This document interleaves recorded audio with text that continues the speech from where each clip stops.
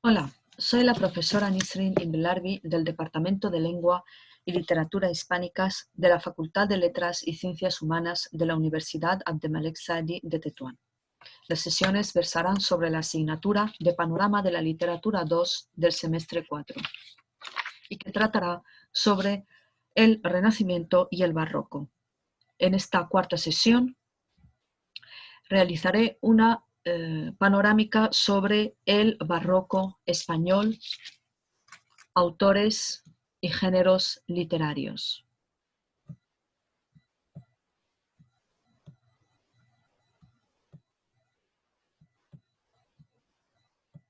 La sesión se titula El barroco español, géneros literarios y autores fundamentales, así como una serie de actividades de autoevaluación.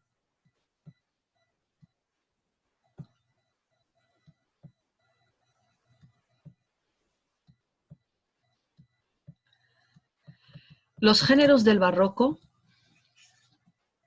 El barroco se ha considerado siglo de oro desde el punto de vista literario, porque los géneros literarios alcanzan en él uno de sus momentos más culminantes. En cuanto a la lírica, la asimilación de los clásicos y la expresividad de la lengua poética llegan a su cumbre con Lope de Vega, con Francisco de Quevedo y con Luis de Góngora. La narrativa ve nacer la novela moderna con la publicación del Quijote cervantino, y el teatro encuentra su fórmula definitiva en la obra de Lope de Vega, que se amplifica y sistematiza con Calderón de la Barca y con los seguidores de ambos.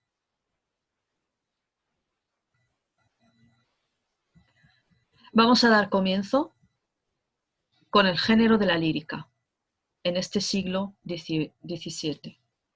A lo largo del siglo XVII continúa el esplendor de la lírica del siglo anterior, aunque ahora los poetas, que reflejan en sus obras el desengaño y el pesimismo propios de la nueva sensibilidad, buscan la novedad y la sorpresa del lector. En cuanto a la métrica, se utilizan composiciones renacentistas de origen italiano, el soneto, la octava, la silva y los versos en decasílabos y heptasílabos, cuyo uso se perfecciona y cuyas posibilidades se intensifican. Y se cultivan además estrofas propias de la lírica popular, romances, letrillas y poemas con formas y temática populares, cantos de segadores, de vendimia y de bodas que se introducen también en el teatro. Los romances de esta época, firmados por autores conocidos, constituyen el denominado romancero nuevo. En el barroco se usan los mismos temas que el Renacimiento: amorosos, mitológicos, el carpe diem, el beatus ille, religiosos, patrióticos, aunque en general con otra visión, la del desengaño, que llevará a actitudes y planteamientos plagados de pesimismo. Es posible que el mismo poeta escriba sobre un tema de la manera más estilizada e idealista y lo rebaje de tal forma que unas veces resulte grotesco y otras paródico. Estos contrastes existen en un mismo autor o incluso en un mismo texto, porque la intención del poeta barroco es causar asombro. La obra de arte ha de ser artificiosa, no ha de ser copia de la naturaleza. Así, los temas se cargan de ideas que se contraponen, las figuras se retuercen y exageran, los poemas se llenan de retórica y de cultura. La historia y la mitología conducen a ingeniosas asociaciones. Como ejemplo de la tendencia del barroco a la desmitificación, que genera gran cantidad de poemas que plantean el mundo al revés.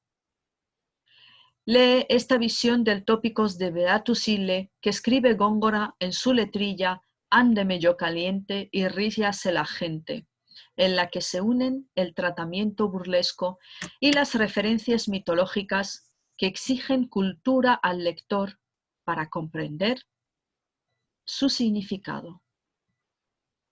Y ahí va la siguiente letrilla. Ande medio caliente y ríase la gente. Traten otros del gobierno, del mundo y sus monarquías. Mientras gobiernan mis días, mantequillas y pan tierno, y las mañanas de invierno, naranjada y aguardiente, y ríase la gente. Coma en dorada vajilla, el príncipe mil cuidados, como píldoras dorados, que yo en mi pobre mesilla quiero más una morcilla que en el asador reviente, y ríase la gente. Cuando cubra las montañas de blanca nieve el enero, tenga yo lleno el brasero de bellotas y castañas, y que en las dulces patrañas del rey que rabió me cuente, y ríase la gente. Busque muy enhorabuena el mercader nuevos soles, yo conchas y caracoles entre la menuda arena, escuchando a Filomena sobre el chopo de la fuente, y ríase la gente. Pase a medianoche el mar y arda en amorosa llama, Leandro por ver a su dama.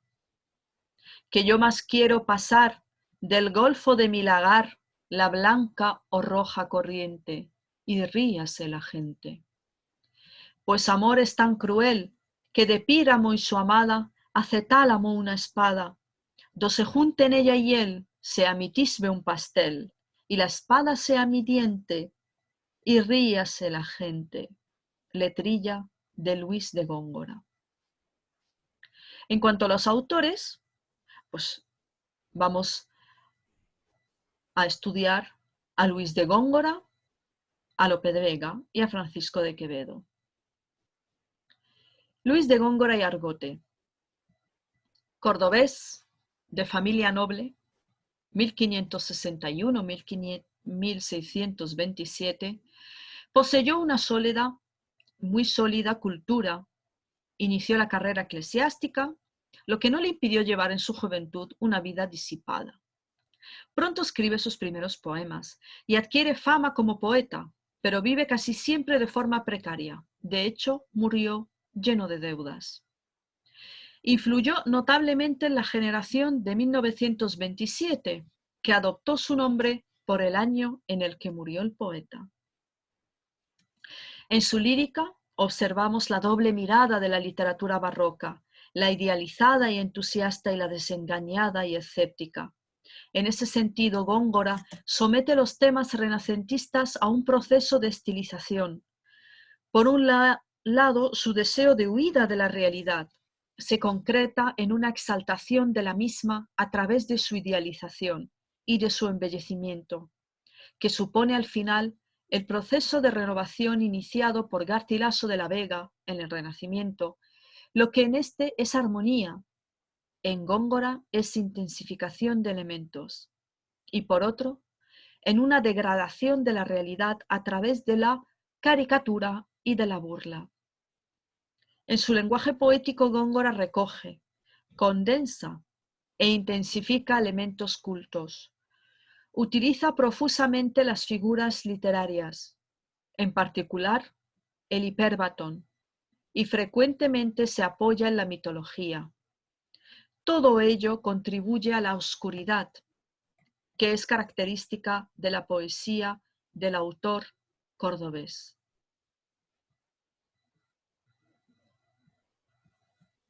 Su obra se refleja en el siguiente cuadro y que se divide en letrillas y romances, sonetos, la fábula de Polifemo y Galatea y las soledades. En las letrillas y romances trata temas variados, religiosos, amorosos, pastoriles, moriscos, etc. Son poemas de gran complejidad. Destaca la fábula de Píramo y Tisbe, en la que se narra de forma burlesca la trágica historia de los dos amantes. Los sonetos aparece la idealización desde un punto de vista desengañada. Y los temas pues son muy variados. La fábula de Polifemo y Galatea está escrita en octavas reales. Cuenta el amor no correspondido de Polifemo, un cíclope con un solo ojo, por la ninfa Galatea, que está enamorado del pastor Acis, que corresponde a su amor. Y Polifemo, lleno de celos, le tira una piedra y lo mata. Entonces los dioses convierten en río a Acis. Las Soledades es una obra que en un principio Góngora pensaba escribir en 4 partes y que correspondía a las edades del hombre: adolescencia, juventud, madurez y vejez. Al final solo escribió una y dejó sin acabar la segunda. Está escrita en silbas y lo que más llama la atención es el lenguaje poético utilizado, que hace muy difícil la lectura de este texto. Y pasamos a Lope de Vega. Lope Félix de Vega y Carpio, 1562-1635. Nacido en Madrid, vivió una azarosa existencia, llena de contrastes que dejó huella en su obra literaria. Ya Miguel de Cervantes se había referido a él como el monstruo de la naturaleza, el fénix de los ingenios. Se casó 2 veces, la primera con Isabel de Urbina y la segunda con Juana Guardo, aunque en sus vidas hubo muchas mujeres con las que tuvo muchos hijos. Al enviudar por segunda vez se ordenó sacerdote y después se enamoró de Marta de Nevares, que pronto queda ciega y pierde la razón. A esto se suma la muerte de su hijo y el rapto de su hija. Estos sucesos amargan los últimos días de la vida de Lope. Cuando muere, a su entierro asiste una gran muchedumbre. Sus relaciones con Cervantes fueron malas y criticó a Góngora, aunque lo admiraba. Influido por la lírica tradicional, por la renacentista y por la conceptista y culterana de su época, fue también un gran poeta que cultivó casi todos los géneros de su tiempo. Así, en cuanto a lengua poética, Lope, aunque desea escribir con verso claro, se ve influido con la estética gongorina en alguna de sus poemas. En el siguiente cuadro vemos una relación de sus obras significativas desde el punto de vista de la lírica. Romances y canciones populares, las rimas de 1602, las rimas de 1614 y rimas y humanas y divinas del licenciado Tomé de Burguillos.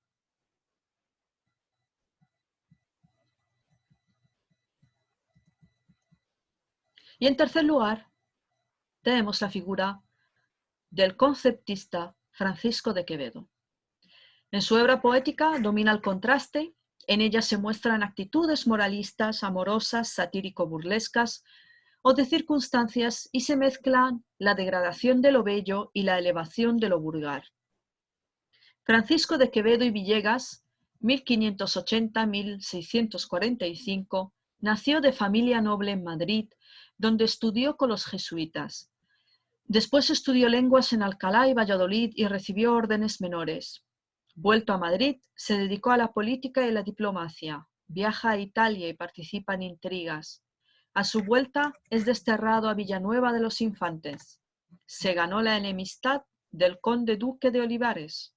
Estuvo preso en León y murió 2 años después de salir de prisión. Fue prototipo del humanista y paradigma del hombre barroco contradictorio y lleno de contraste.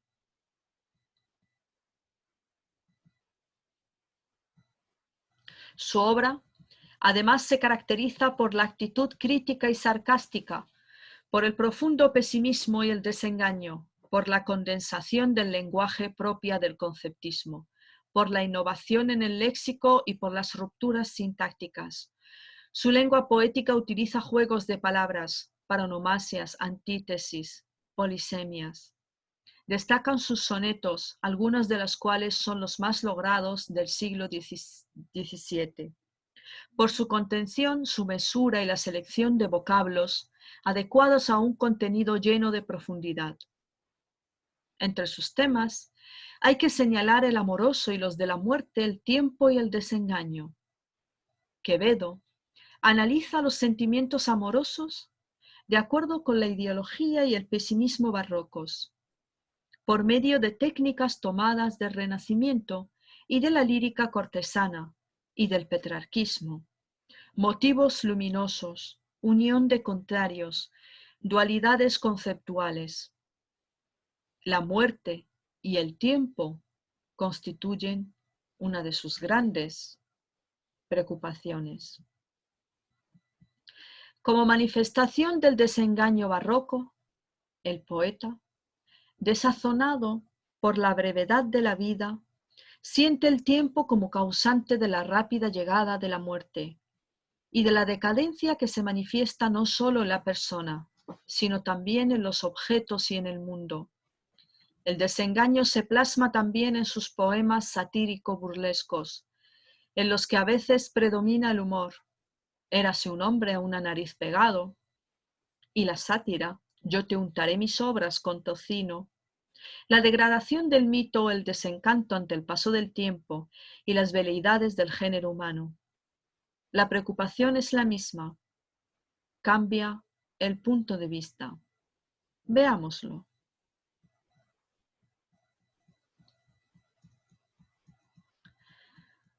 Cerrar podrá mis ojos la postrera sombra que me llevara el blanco día, y podrá desatar esta alma mía, ora a su afán ansioso lisonjera, mas no de osa otra parte en la ribera, dejará la memoria en dordeandía. Nadar sabe mi llama el agua fría, y perder el severo y el respeto a la ley severa. Alma, a quien todo un Dios prisión ha sido, venas que humor a tanto fuego han dado, médulas que han gloriosamente ardido, su cuerpo dejará, no su cuidado, serán ceniza, mas tendrá sentido. Polvo serán, mas polvo enamorado.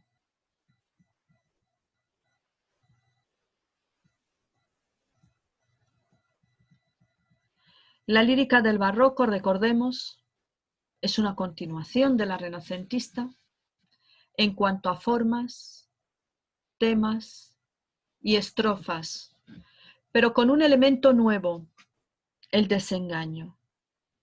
El poeta busca la novedad y el asombro del lector. Trata de ser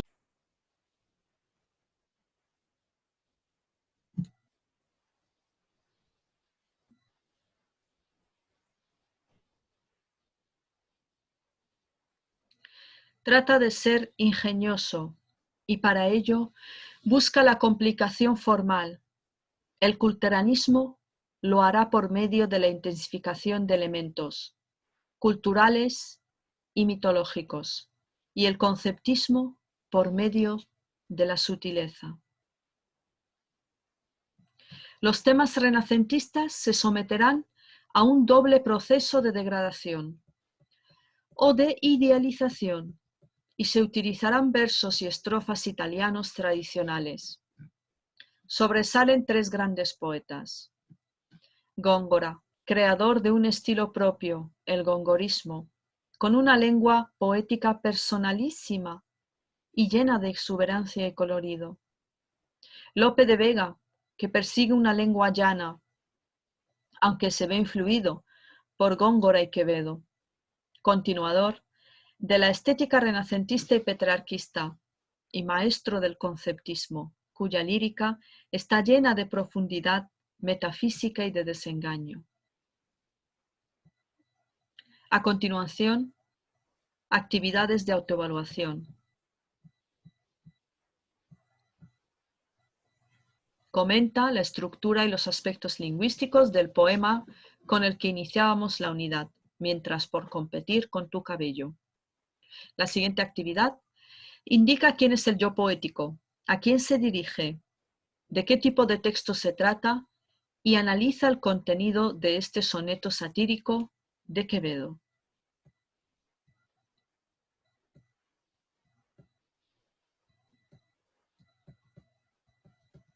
El siguiente género la narrativa.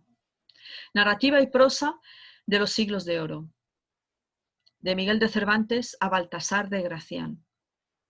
En la segunda mitad del siglo XVI y la primera mitad del siglo XVII, en España, conviven una serie de géneros y subgéneros narrativos. Los libros de caballería que se siguen leyendo y publicando a pesar de que aparecen voces en su contra por su falta de verosimilitud.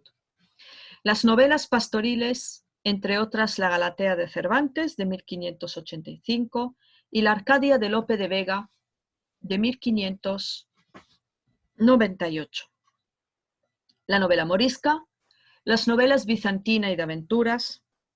Cervantes contribuye al ennoblecimiento del género con los trabajos de Persiles y Sigismunda. Tras el Lazarillo, la novela picaresca nace y se desarrolla como género a lo largo del siglo XVII, con novelas como El Guzmán de Alfarache, de Mateo Alemán, El Buscón de Quevedo, La pícara Justina, de López de Úbeda, El escudero Marcos de Obregón, de Vicente Espinel, y Estebanillo González, de autor anónimo. Las novelas cortas de tipo italiana, como las novelas ejemplares de Cervantes o novelas de Marcia Leonarda de Lope de Vega. A lo largo de la historia de la novela se introducen novedades. El Lazarillo cambia el concepto de héroe y permite a Lánzaro contar su vida desde su punto de vista. El Guzmán continúa por el mismo camino. Los personajes, por tanto, se van independizando del dictado del narrador. Por otra parte, durante el siglo XVII se desarrolla y alcanza gran importancia la prosa filosófica o de ideas. Vamos con la figura de Miguel de Cervantes, el Cervantes novelista. Miguel de Cervantes Saavedra, 1547-1616, nace en Alcalá de Henares. Su padre era cirujano y cambiaba frecuentemente de residencia. Fue discípulo de López de Hoyos. Viajó a Italia en 1569, donde entra al servicio del cardenal Acquaviva. En 1571 toma parte de la batalla de Lepanto. Es herido en el pecho y en la mano izquierda. En 1579 es hecho prisionero y conducido a Argel. Se intentó fugar de la prisión y por fin en 1580 es rescatado. Se instala en Madrid, se casa, vive en Sevilla, tiene problemas con la justicia, sufre problemas económicos. En 1604 se traslada a Valladolid. En 1606 va de nuevo a Madrid, muere en 1616. Cervantes se enfrenta al reto de abordar prácticamente nuevo un género, la novela, para el que no existían reglas, y consigue dignificarlo. Se consideraba una manifestación menor, ligada a la épica, y conducirlo al nivel en el que ya estaban la lírica y el teatro. Cervantes respeta el decoro de sus criaturas de ficción, que no han de actuar, ni hablar, ni pensar como su escritor, ni como exigían los tópicos de la literatura. Cervantes, además, deja que cada personaje hable y utilice la lengua como le corresponde. Incluso consigue en el Quijote que ese diálogo sea dialéctico. Los personajes muestran cómo son por medio de sus palabras, sin que el narrador interfiera. Por ello, y por algunas cosas más, se le considera el creador de la novela moderna.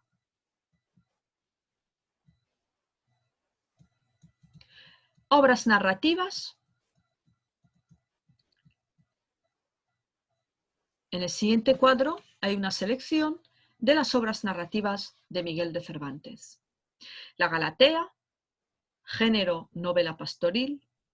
Los trabajos de Persiles y Sigismunda, historia septentrional, que se clasifica como novela bizantina.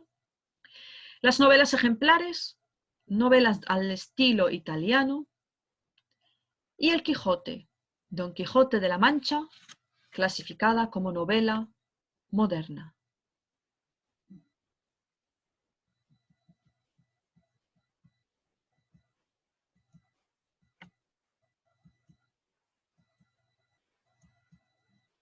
La obra que vamos a realizar un estudio es el ingenioso hidalgo Don Quijote de la Mancha. Es la obra más universal de la literatura española. Se publicó en 2 partes. La primera, que tuvo mucho éxito y cuyas ediciones y traducciones se sucedieron en el mismo siglo XVII, en 1605, y la segunda en 1615.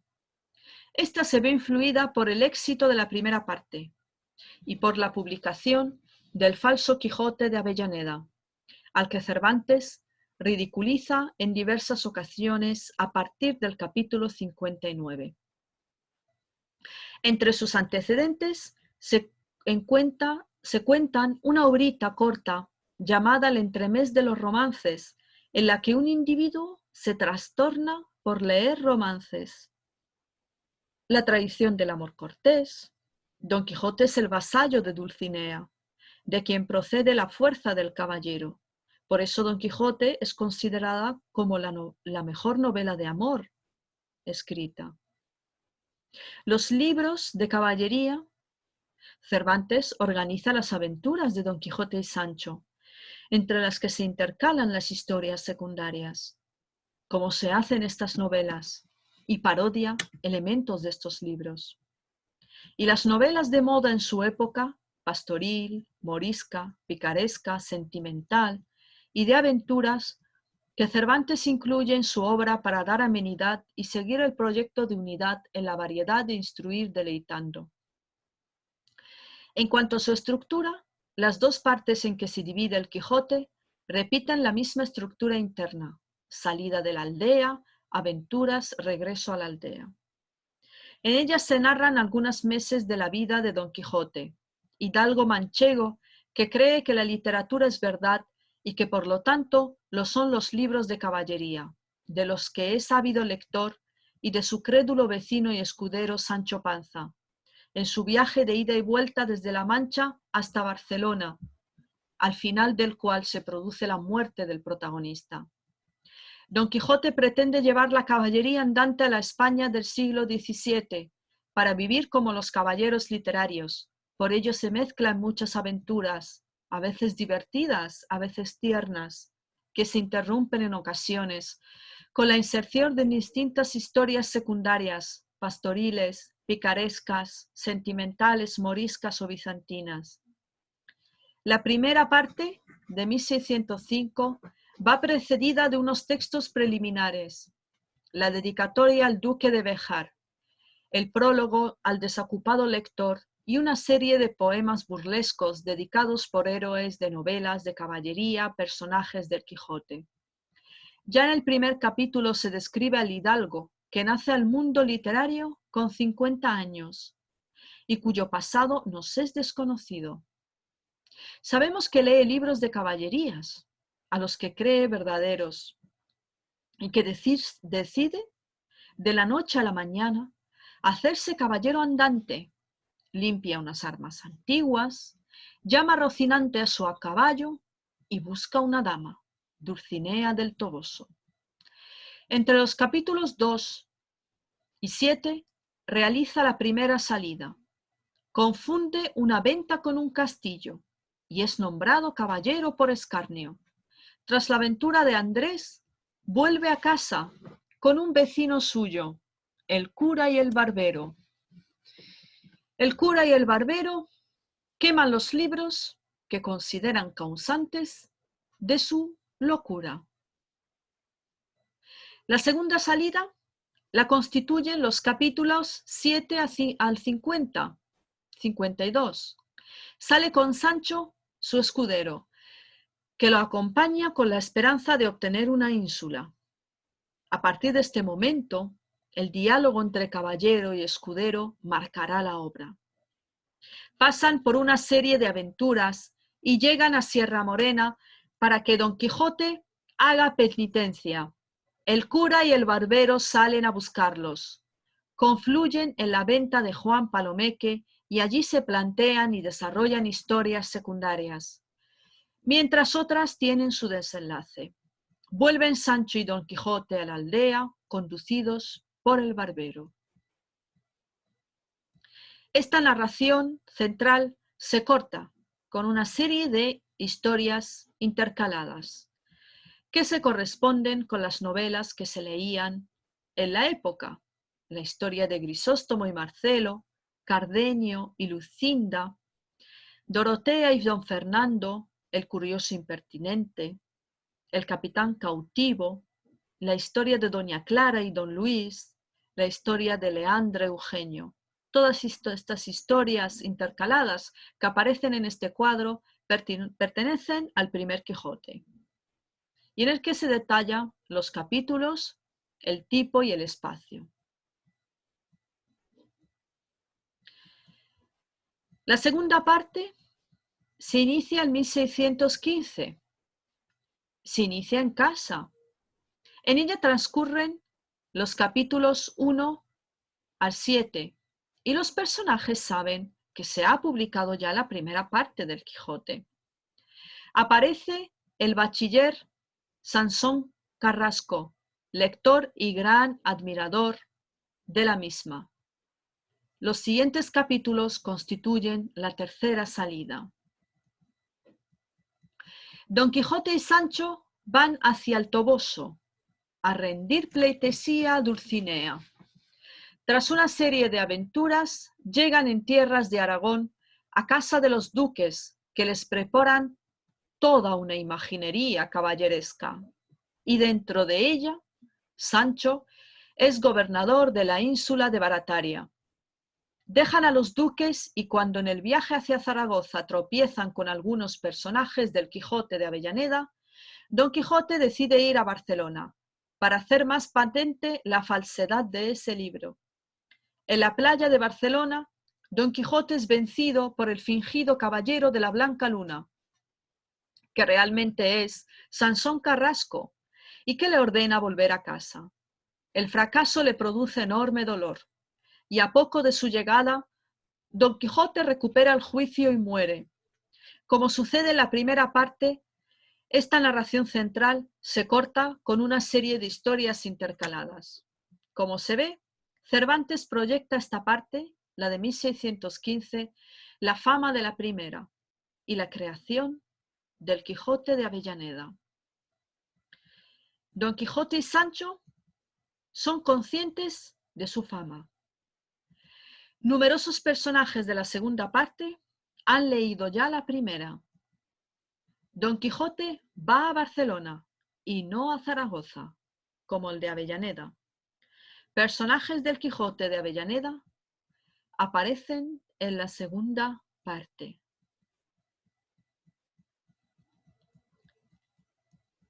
Y a continuación, un cuadro con la relación de las historias intercaladas de esta segunda parte.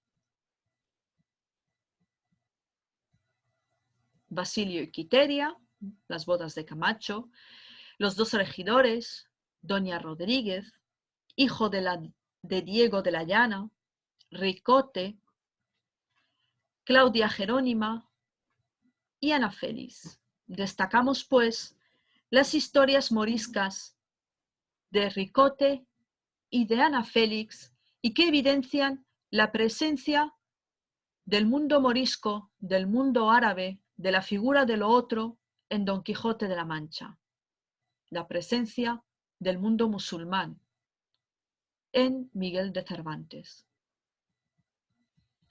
En cuanto a sus elementos estructurales, en el Quijote existe una gran complejidad narrativa.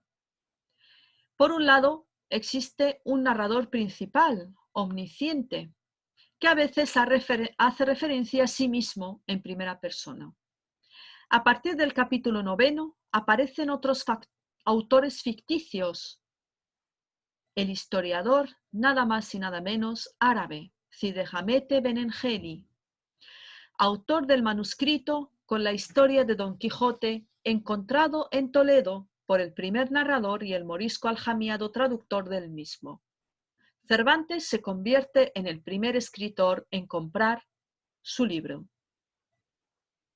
Además, en las narraciones secundarias toman la palabra diversos personajes, que hacen a la vez de protagonistas, otros testigos de los hechos y otras lectores de papeles olvidados, como sucede en el curioso impertinente. Por otra parte, en el Quijote aparece un gran número de personajes que hablan como corresponde a sus diversas profesiones y escala social, y que forman un enorme abanico de la sociedad de la época. Los principales son Don Quijote y Sancho, que dialogan y se enfrentan a toda una serie de aventuras y que les influyen y acercan. Don Quijote es el individuo libre, loco y cuerdo a la vez, que cuando procede emplea un discurso arcaico, literaturizado propio de los personajes del mundo de la caballería. Y Sancho el campesino, cuya habla popular se caracteriza por las interrupciones, las muletillas y el uso de refranes, que se van transformando en un hombre dialogante, independiente, que sigue su propio destino y que influye en Don Quijote tanto como Don Quijote influye en él. También el tratamiento del espacio es complejo. Por una parte existe uno real, que se concreta en la primera parte en el viaje desde La Mancha hasta Sierra Morena, cuyo centro es la venta de Juan Palomeque, y en la segunda en el viaje por Aragón hacia Cataluña, que se centra en la casa de los duques, y por otra, existen en la mente de Don Quijote otros espacios propios de los libros de caballería, castillos, caminos llenos de aventuras, barcos encantados. En lo que se refiere al tiempo, la narración es lineal y ocupa unos pocos meses de un verano, pero se expande con la inclusión de historias secundarias que tienen sus propios referentes temporales. Por fin, para calibrar el significado del Quijote, hay que tener en cuenta diversos aspectos.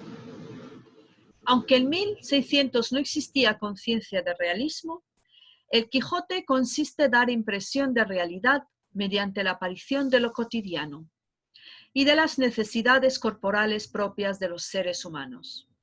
Los caballeros no dormían, ni comían, ni pagaban. Mediante el diálogo entre Don Quijote y Sancho, que opone puntos de vista cada vez más cercanos, y mediante la contraposición del mundo real de estos personajes al de los libros de caballería y a los de las historias secundarias. Por otro lado, los héroes cervantinos permiten el relativismo. Los personajes son libres para buscar su verdad y tienen dobleces. Su vida depende de sus propios intereses, no de los valores que les vienen impuestos. El humor como parodia, como forma de interpretar el mundo y de caracterizar a los seres humanos, es importante en el Quijote. También la literatura se muestra como una preocupación de los personajes. Leen, son poetas, escuchan las historias de los otros, conversan sobre el quehacer literario, sin olvidar que su protagonista representa un tipo de lector adicto a la lectura. El lector al que las continuas interrupciones no le permiten leer febrilmente, todo seguido en busca de aventuras, puede opinar y tomar partido.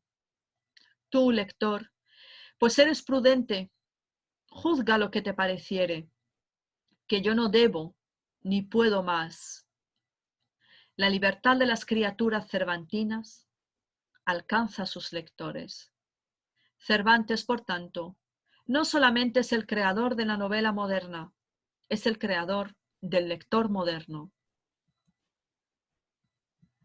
Y para recordar, Cervantes dota a la novela de identidad.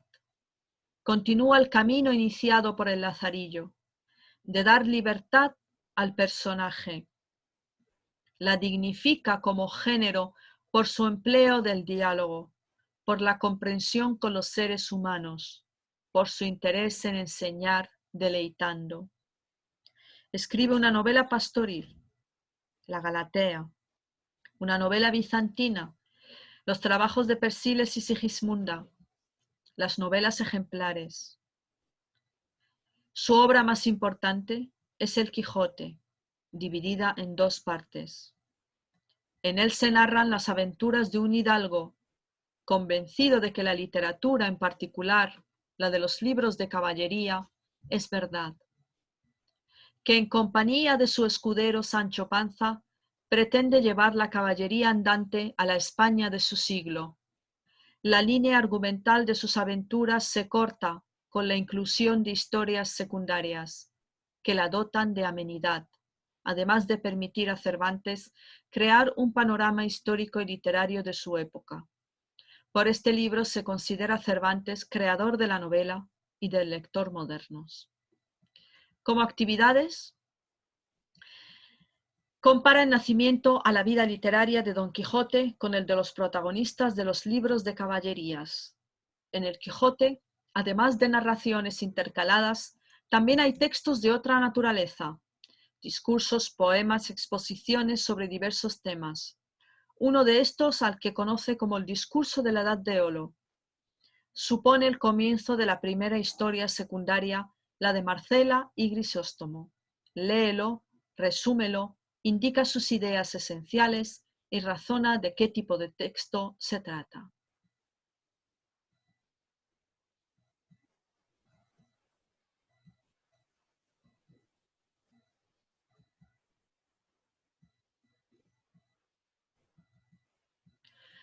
Otro de los géneros fundamentales del siglo XVII es el de la novela picaresca, que ya había comenzado en el siglo anterior con el Lazarillo, como habíamos dicho en la unidad anterior. Esta novela tiene existencia cuando los lectores reconocen las características de la picaresca en el Guzmán de Alfarache de Mateo Alemán, que narra en primera persona las vicisitudes del arrepentido Guzmán. Su existencia de hijo de gallarda moza genovés, que va pasando por diferentes amos, contrae matrimonio, es ladrón, hasta que es llevado a galeras y posteriormente, ya arrepentido, puesto en libertad. A lo largo de las aventuras se intercalan presupuestos doctrinales que muestran la intención del autor de entretener y adoctrinar. Como ya hemos dicho, Mateo Alemán adopta algunas características del Lazarillo: narración en primera persona, ficción autobiográfica, carácter de antihéroe de un protagonista de origen innoble, la estructura de viaje y de servicio. Se ofrece el vagabundeo del pícaro, mozo de muchos amos, proceso de formación del héroe, la inclusión de numerosas digresiones moralizantes, la justificación de la obra como explicación de un caso final. Una obra importante que introduce considerables cambios en el monte picaresco es la vida del buscón llamado Don Pablo de Francisco de Quevedo, que se publica en 1626. La obra, cuya finalidad es fundamentalmente estética, consiste en un muestrario de recursos del conceptismo que su autor utiliza para hacer reír. Carece, pues, de intención moral y presenta personajes caricaturizados, incluido el segoviano protagonista Pablos, que ni evoluciona ni explica caso alguno para justificar la narración.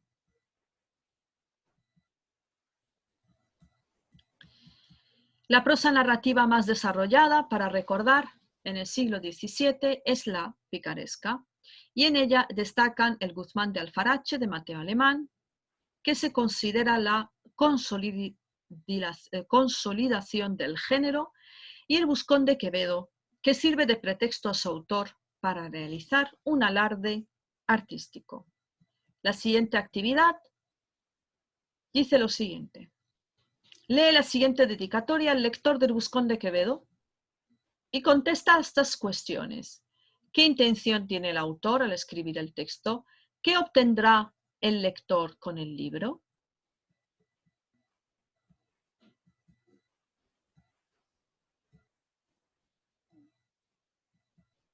Y pasamos a la prosa didáctica del siglo XVII, con la figura de Quevedo y Gracián.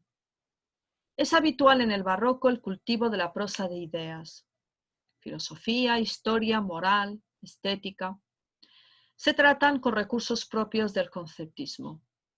El gusto por el concepto breve y sentencioso se concreta en los emblemas, comentarios de grabados alegóricos que trataban de diferentes temas.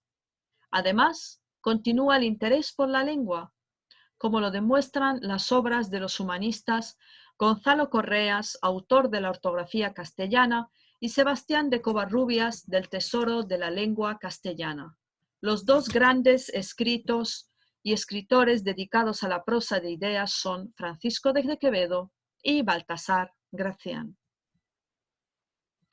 Francisco de Quevedo y Villegas fue maestro también de la prosa conceptista de carácter didáctico. Y a continuación viene un cuadro en el que se reflejan las obras fundamentales de la prosa didáctica.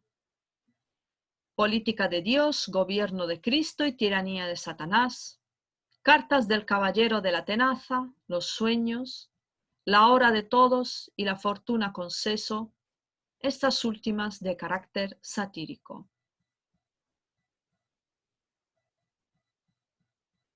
En el texto siguiente podemos observar la visión satírica y desmitificadora de Quevedo con respecto a los dioses del Olimpo, a los que hace desfilar, sometidos a un proceso de degradación.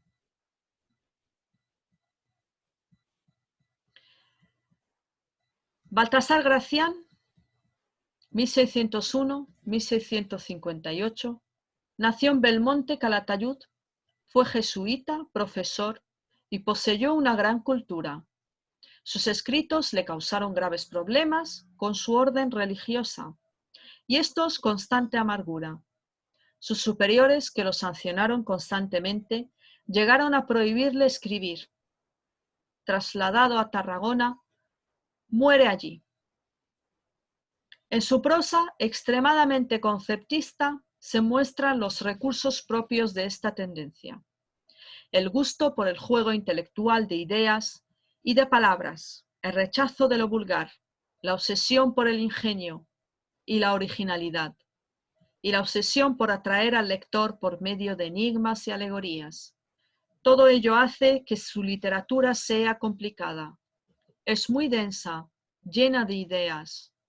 Su lenguaje muy cuidado tiende a la condensación y pretende enseñar sobre cuestiones que tienen que ver con la prudencia y la razón para que los seres humanos lleguen a la superación personal.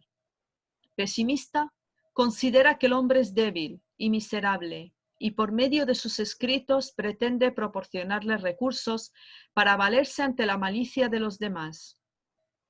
Él mismo indica que sus escritos son para iniciados, para lectores selectos. Oh gran sabio, el que se descontentaba de que sus cosas agradasen a los muchos. Por ello, utiliza la dificultad, con la intención de que el lector se esfuerce. Cuanto más escondida la razón y que cueste más, hace que es más estimado el concepto. Despiértase con el reparo la atención, solicítase la curiosidad, luego lo exquisito de la solución desempeña sazonadamente al misterio. Agudeza y arte de ingenio. Con frecuencia utiliza el elipsis del verbo, ser, en su afán por condensar su prosa. Lo bueno, si breve, dos veces bueno. Y aun lo malo, si poco, no tan malo. Entre sus obras destacan Oráculo manual y arte de prudencia, Agudeza y arte de ingenio y El criticón. Recordamos, el pesimismo barroco se manifiesta en la prosa didáctica, sobre todo Francisco de Quevedo, en Los Sueños, satiriza costumbres y tipos, y Gracián con El criticón, que anticipa la novela filosófica o de ideas. Como actividades, lee el siguiente fragmento del criticón, que es continuación del anterior. Resúmelo y explica qué función tiene respecto a la parte expositiva e indica qué características del barroco aparecen y se desprenden de su lectura.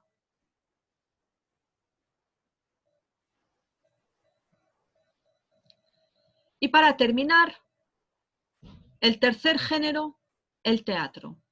El teatro alcanza su máximo esplendor en el siglo XVII barroco. La tendencia al espectáculo, propia de la ideología barroca, se concentrará en fiestas cortesanas y religiosas cuyo despliegue escenográfico podía ser impresionante. También había fiestas de carácter popular, como las de toros y los juegos de cañas, a los que el público español mostraba gran afición. En este ambiente, el teatro entra en el circuito económico y se convierte en un lucrativo negocio. Autores, actores, poetas, entre otros, tenían en él su medio de vida. Es ahora cuando aparecen los corrales de comedias, lugares específicos para la representación teatral. La comedia española o la comedia nueva.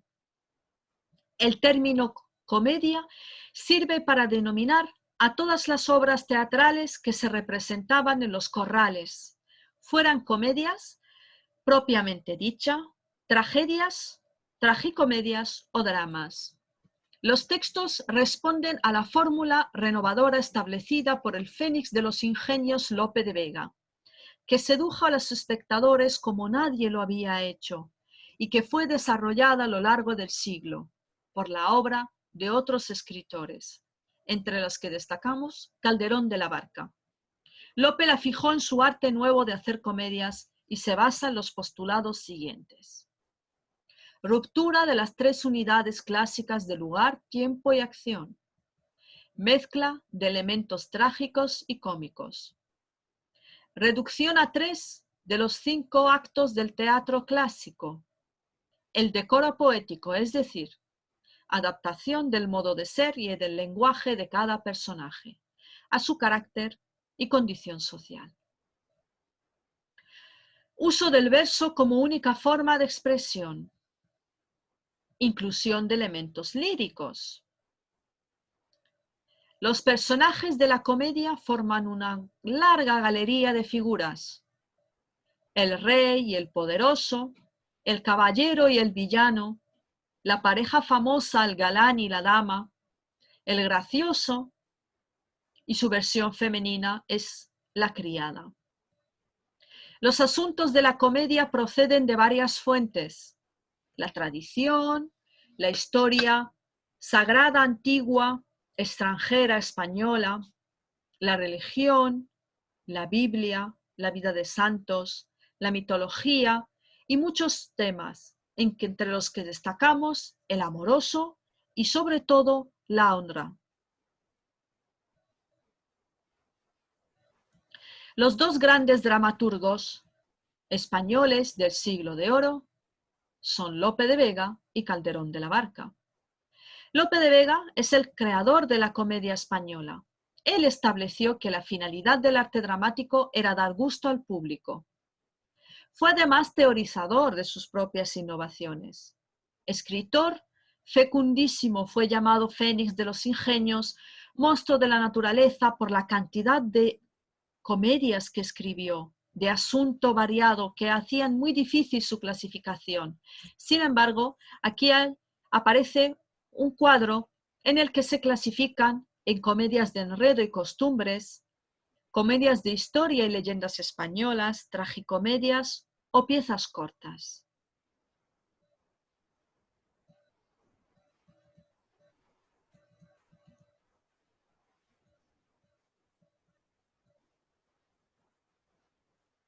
Como creador y teórico de la comedia, a Lope puede aplicársele todos sus rasgos, entre los que es muy significativo su gusto por los temas de honor. Y con todo esto atrae al público y se convierte en el más famoso de los escritores de su tiempo, con un estilo llano y que a veces se deja influir por el conceptismo y el culteranismo. De Lope a Calderón de la Barca. 1600-1681. Nace en Madrid, donde estudió con los jesuitas. Después lo hizo en las universidades de Alcalá y Salamanca. Hacia 1623 empieza a estrenar sus comedias. Y Felipe IV lo convierte en el dramaturgo oficial de la corte y le concede el hábito de Santiago. Como militar, participa en la Guerra de Cataluña y en 1651, tal vez influido por adversos episodios familiares, se ordenó sacerdote. El rey lo ordena capellán de honor. Muere en Madrid en 1681. Es un escritor consagrado casi exclusivamente al teatro y con él alcanza al español su definitiva madurez.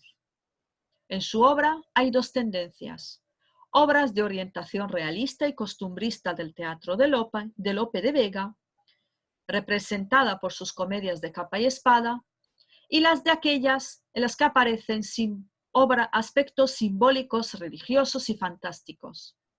Calderón es dueño de todos los recursos estilísticos, técnicos y escenográficos. Esto explica la proliferación de monólogos en los que el personaje expone su conflicto interior. En general, su obra tiene carácter simbólico. La exposición de las ideas suele tener prioridad sobre la acción. En cuanto a la lengua, cultiva el estilo barroco, riqueza de expresiones, comparaciones, imágenes, hipérboles, y su verso es excepcionalmente sonoro. De sus obras destacamos las de capa y espada, tal y como aparece en el siguiente cuadro, religiosas, de honor, de celos, filosóficas, los autos sacramentales.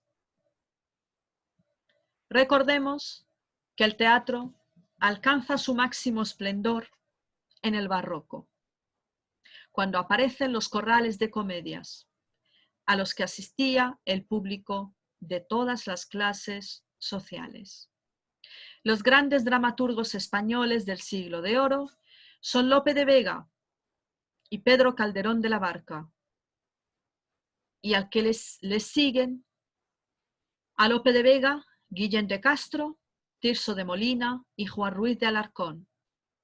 A Pedro Calderón de la Barca le siguen Francisco de Rojas Zorrilla y Agustín Moreto y Cabana. Y para terminar, una actividad de autoevaluación del fragmento de la obra de Lope de Vega, de la considerada su drama más perfecta, El castigo sin venganza.